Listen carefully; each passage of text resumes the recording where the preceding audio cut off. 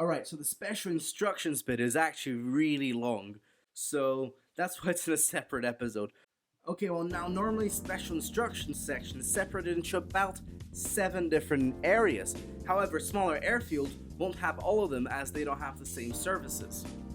The general AD operating conditions is basically the aerodrome general rules. It'll tell us stuff like the type of aircraft that are allowed, the runway crosswind limitations, and any other limitations that might occur.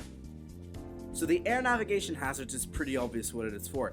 Usually it'll talk about local natural phenomena such as wildlife or in this case sea haze. It would also talk about unusual activities that could cause a risk such as aerobatics occurring over the airfield.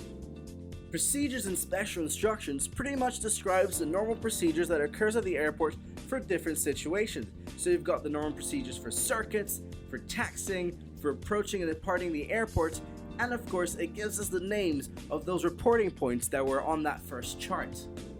This section will also talk about special VFR limitations in case the airfield allows them. This IFR chart basically depicts when the airport becomes IFR only.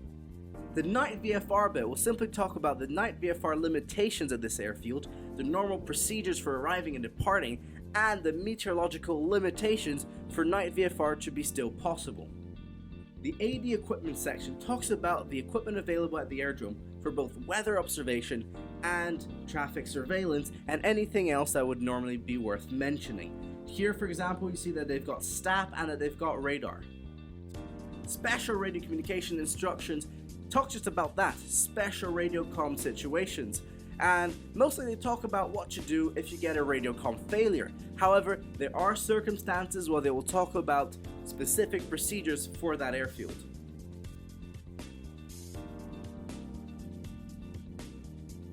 The miscellaneous page just talks about the services available at the airfield and any sort of practical information you might need when you land at the airport.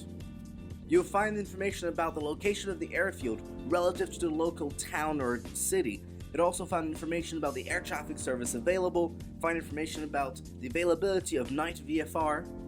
There'll also be some sort of contact details about the operators of the airfield. There'll be some information about the flight planning services that are available. The same can be said about any sort of weather information available.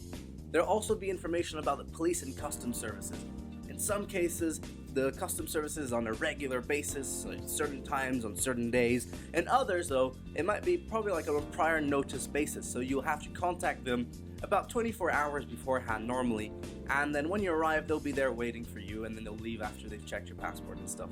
You can also find there the types of fuel that are available, when they're available, and also where to contact the fuel guys, because sometimes fuel will only be available on demand. They'll also outline the probability and frequency of wildlife hazards. Most airfields will just put random.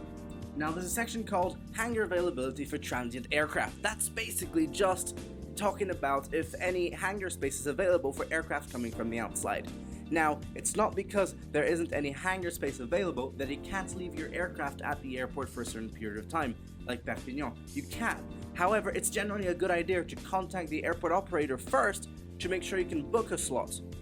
There's also aircraft maintenance availability. This is basically just talking about aircraft maintenance businesses that are available. Maybe you want to do a 100-hour check, you want to do a modification, or whatever it is. You can go there and make sure that your aircraft is in safe hands. The lower bit talks about the nearby amenities, such as hotels and restaurants. That's pretty obvious, in case you want to stay the night or you want to eat something for lunch, whatever it is. It's a good thing to know about.